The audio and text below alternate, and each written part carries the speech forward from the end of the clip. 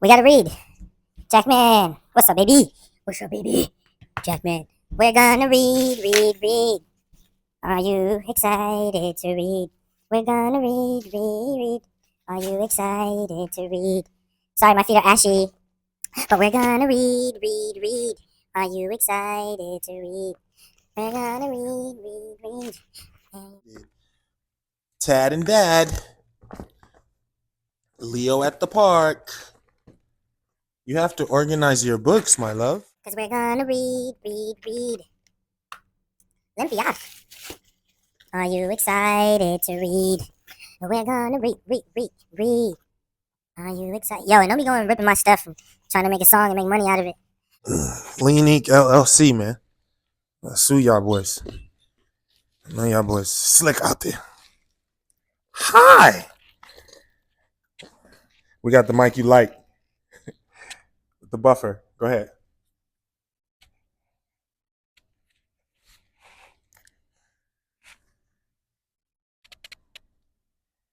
Jackman.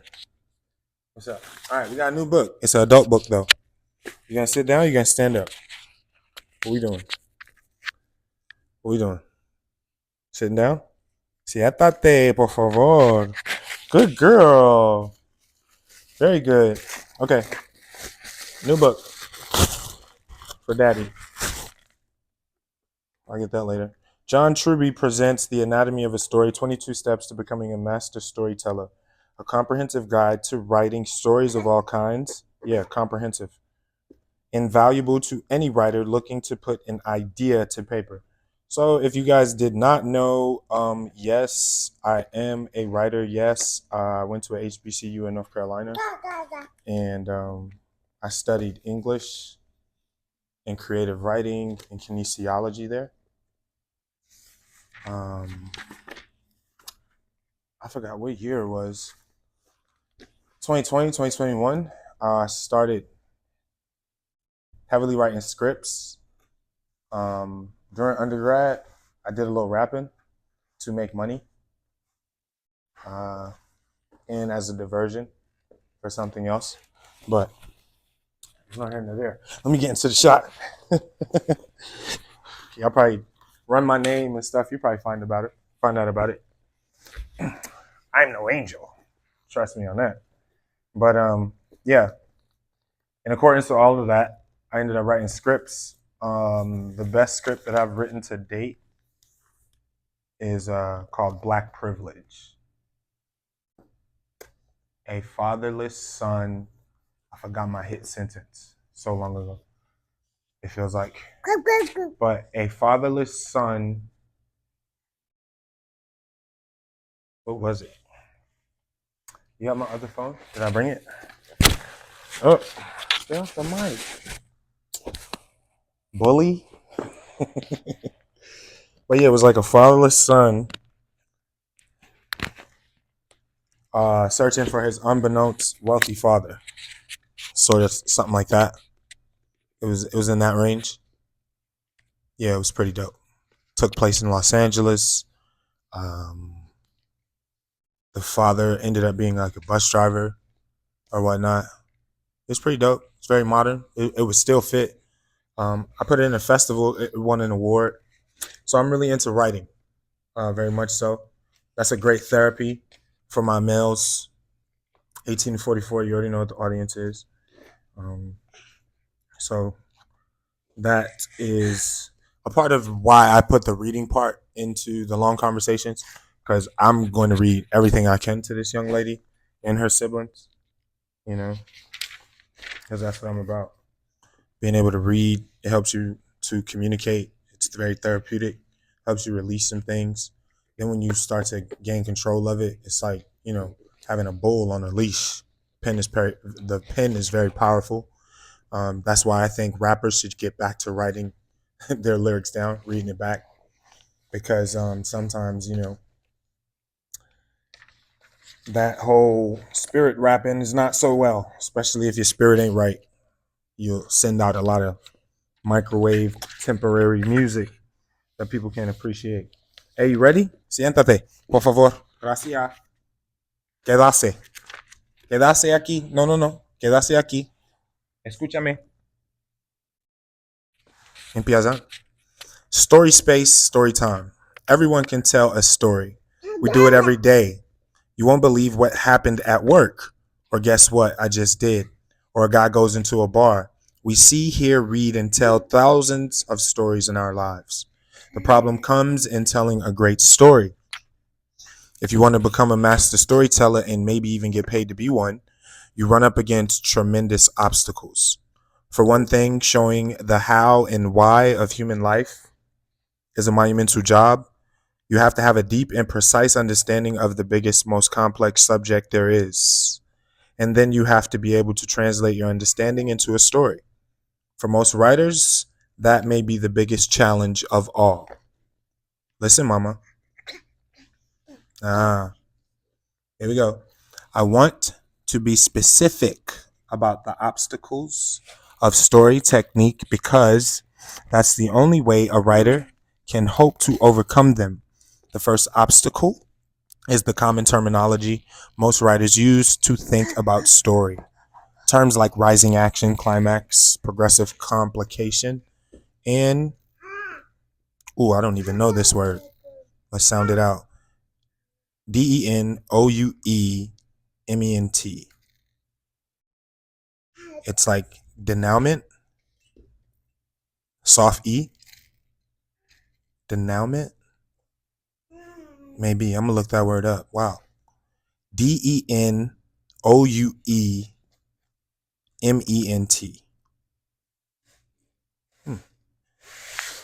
You okay, mama?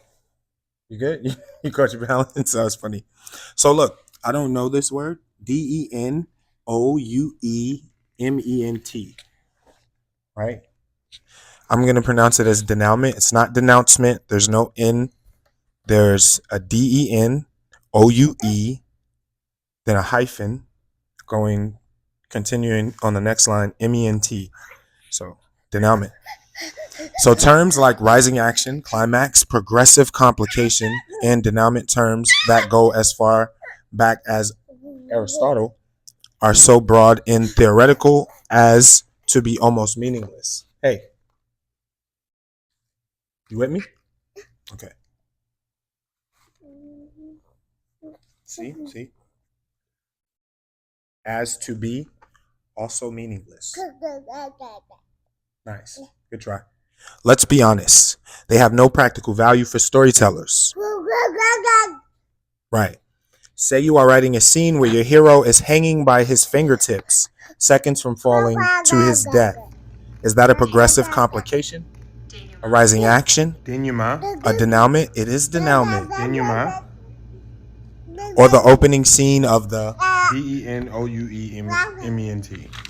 Denouement? Or the opening scene of the story.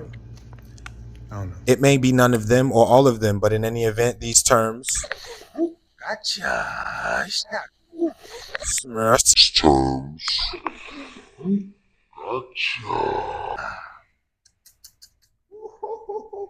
Work too hard on this beautiful cabeza. Okay? For you to be taking falls on your head. Stop it. Okay? You understand? We don't play those games. Okay? We caught baseballs for a living. Yeah. Can you sit down for a minute? Can we read? Let's read. Let's focus so we won't get hurt. Seriously. Come on. Come on. Show me your discipline. Give me 2 minutes. 1 page. I'll be done. 1 page right here. Ready?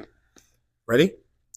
It may be none of them or all of them, but in any event, these terms don't tell you how to write the scene or whether to write it at all. The classic story terms suggest an even bigger obstacle to a good technique. The first idea of what the story is and how it works. As a storyteller in training, the first thing you probably did was read Aristotle's Poetics. I believe Aristotle was the greatest philosopher in history, but his thinking about story, while powerful, is surprisingly narrow, focused on a limited number of plots and genres. It is also extremely theoretical and difficult to put into actual practice, which is why most storytellers trying to learn the practical techniques of their craft from Aristotle leave empty-handed. If you're a screenwriter, you probably move from Aristotle to a much simpler understanding of story called 3-act structure. This is also problematic because 3-act structure, albeit a lot easier to understand than Aristotle, is hopelessly simplistic and in many ways just plain wrong. 3-act structure, beginning, middle, end, they feel like it's plain wrong. I'm still on the clock. 3-act theory says that every story for the screen has 3 acts. The first act is the beginning, the second is the middle, and the third is the end. The first act is about 30 pages long. The third act is also about 30 pages long, and the second act runs to around 60 pages. And this 3-act story supposedly has 2 or 3 plot points, whatever those are. Got that? Great. Now go and write a professional script. I'm simplifying this theory of story, but not by much. It should be obvious that such an elementary approach has even less practical value than Aristotle. But, what's worse is that it promotes a view of story that is mechanical. The idea of an act break comes from the conventions of traditional theater. Like you're acting like you can stand up. Theater. Where we close the curtain to signal the end of an act. We don't need to do that in movies, novels, and short stories, or even for that matter, in many contemporary plays. In short, act breaks are external to the story. 3-act structure is a mechanical device superimposed on the story and has nothing to do with its internal logic, where the story should or should not go. A mechanical view of story like 3-act theory inevitably leads to episodic storytelling. An episodic story is a collection of pieces like parts stored in a box. Events in the story stand out as discrete elements and don't directly connect or build steadily from beginning to end. The result is a story that moves the audience sporadically. You don't like those? The result is a story that moves the audience sporadically, if at all. Another obstacle to mastering storytelling has to do with the writing process. Oh.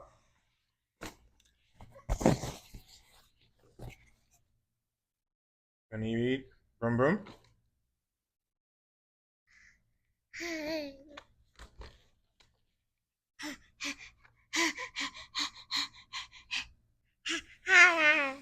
Let's get interactive. I was just trying to warm you up.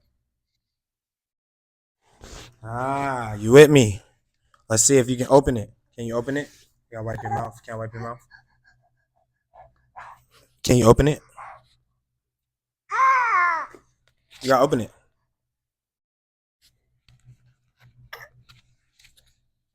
Brum brum brum. Zum zum zum. Yes, illustrated by Annie Kubler with a K. Brum brum brum. A la una vamos todos a la luna. Zoom zoom. We're going to the moon. Vamos de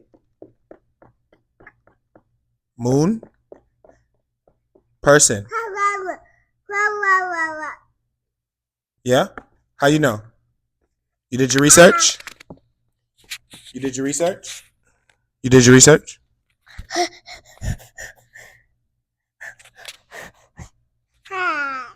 Say hi. Good, very good. Brum brum a la luna.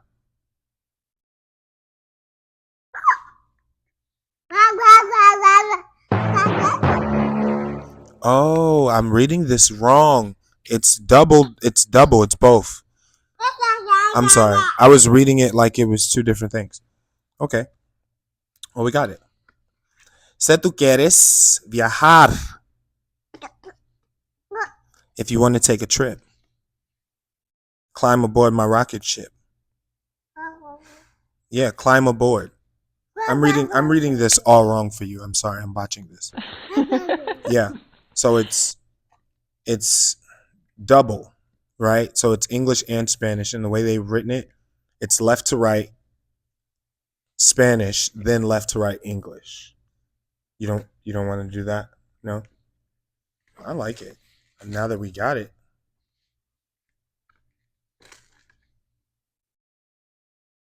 Si tú quieres viajar, sube a mi nave.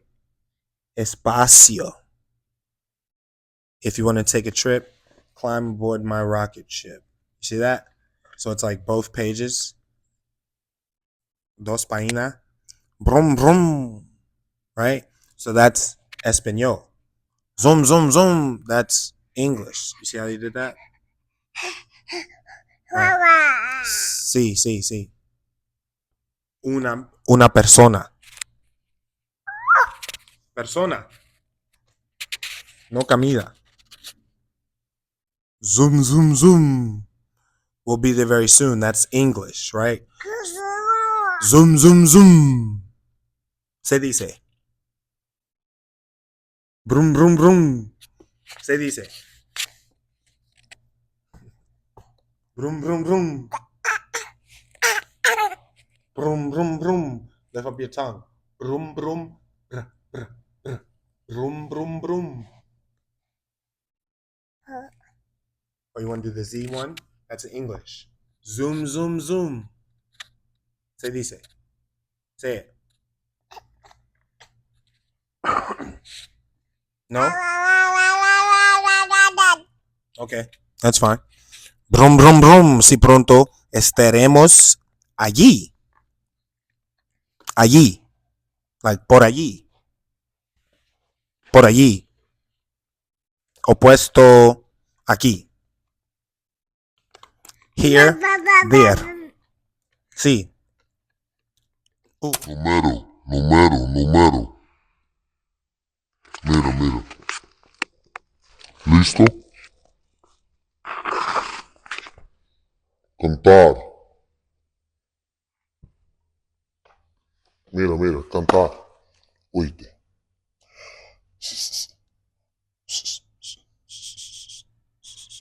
One.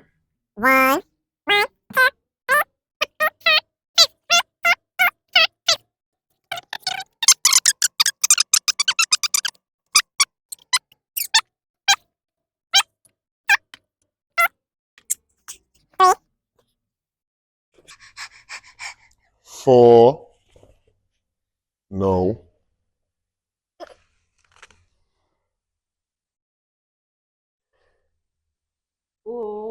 Five. One. Come on. Let's finish. You got to finish. Always finish. Look, almost done. Despegamos. Despegamos. Despegamos. Despegamos. Despegamos. Good, right? Blast off. Blast off. Blast off. Woo. Blast off. Woo. Right? Excited. No? Still trying to figure it out? It's okay. We'll get there. Okay. Got it? Brum, brum, brum. Zoom, zoom, zoom. Annie Kubler. How you feeling? We're done? You want to keep going? How you feeling? What you want to do? Yeah, I'll hold it. I'll give it to you. You do what you want. What do you want to do? So touch and feel is important. Even if I'm reading her one of my books, one of her books, she might get disinterested in either one. I'll read her book. She ain't feeling that one. Then I'll pick up one of mine, and she be feeling it. She chilling. She fall asleep. All types of different things happen. It's a beautiful thing. Share these reading videos that I post. Hopefully I'm being consistent enough for you guys. Without, putting too much pressure on her. But it's important because I know a lot of adults that haven't read a book since they graduated the 12th grade. I don't think we understand the value of information. Well, if you're living a life where you'll only learn something if someone's going to pay you, I do think that's a reflection of your income. I don't think that's going to help you increase and take yourself and your family and the people who depend on you, the beneficiaries that are around you, to the next level. So reading is very important to me. I have my fitness clients, the very few that I have, in the grand scheme of things. I have them read. I read during my breaks when I'm driving. Reading is very important. It keeps your brain young. It keeps you more aware. It keeps you vigilant. It helps you to release. And I think that is a big part of the proverb, like lean not on your own understanding. That first part of that clause, lean not on your own understanding. Yes, it's a Bible thing. Yes, it's God, but it is also being able to just be aware. There's etiquette in life. So you have to read as much as possible so that when you become a part of different levels, different situations with different classes of people, you'll be able to still be your authentic self because of the information that's in your soul, embedded in your spirit. So you already know what it is here. It's me. It's also you. But there's always us. Carry on. Have a beautiful day.